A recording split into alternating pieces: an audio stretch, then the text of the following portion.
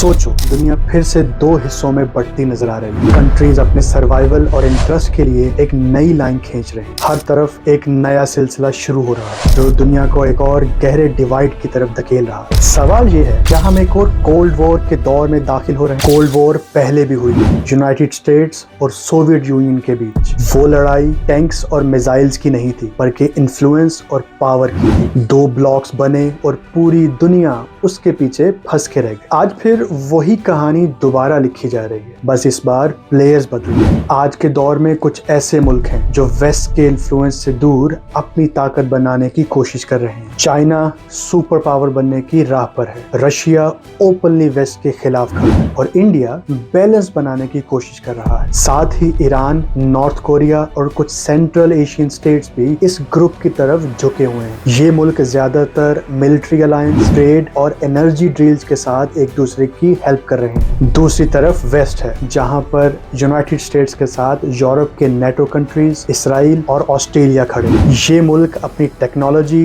Defence partnerships और global financial institutions के जरिए दुनिया में अपना इन्फ्लुएंस मेंटेन करना चाहते हैं। यहाँ फोकस है इनोवेशन और मिलिट्री डोमिनेंस को कंबाइन करके अपना ऑर्डर इम्पोज करने का। अगर ये डिवाइड और मजबूत होता गया तो दुनिया पे बहुत गहरा असर पड़ेगा। सबसे पहले इकोनॉमी पर ट्रेड सैंक्शंस, टैरिफ्स और रिस्ट्रिक्शंस बढ़ जाएंगी। डेवलपिंग कंट्रीज पर और ज्यादा असर पड़ेगा, क्योंकि उनकी एक्सपोर्ट्स, रॉ मटेरियल्स और इन्वेस्टमेंट्स सब इन दोनों ब्लॉक्स की पॉलिसीज पे डिपेंड करते हैं। इन्फ्लेशन, फूड सिक्योरिटी और जॉबलेसनेस सामने आने लगेगी। दूसरा असर टेक्नोलॉजी पर होगा। ईस्ट और वेस्ट दोनों अपनी अलग अलग डिजिटल एम्पायर बना रहे हैं। इंटरनेट, 5G और AI में दोनों सिस्टम्स सामने आ रहे हैं। आगे चलकर एप्स, गैजेट्स और सिक्योरिटी टूल्स दोनों की एक दूसरे के साथ कंपैटिबल ही नहीं रहेंगी। मतलब इनोवेशन और साइंस की ग्लोबल कोलैबोरेशन भी टूट सकती है। तीसरा, रीजनल कॉन्फ्लिक्ट्स और इंटेंस हो जाएंगे। यूक्रेन वॉर ऑलरेडी एक प्रॉक्सी बैटलफील्ड है। ताइवान अगला फ्लैश पॉइंट बन सकता है। मिडिल ईस्ट में इसराइल ईरान टेंशन भी इसी डिवाइड का हिस्सा है। अफ्रीका और साउथ अमेरिका भी अगले बैटलफील्ड बन सकते हैं, जहां पर रिसोर्सेज और इन्फ्लुएंस के लिए फाइट होगी। और सबसे बड़ा प्रेशर छोटे और डेवलपिंग कंट्रीज पर होगा। न्यूट्रल रहना मुश्किल हो जाएगा। उन्हें चूज करना पड़ेगा कि किस ब्लॉक के साथ खड़े रहना है। ये अनसर्टेनिटी उनकी इकोनॉमी और सिक्योरिटी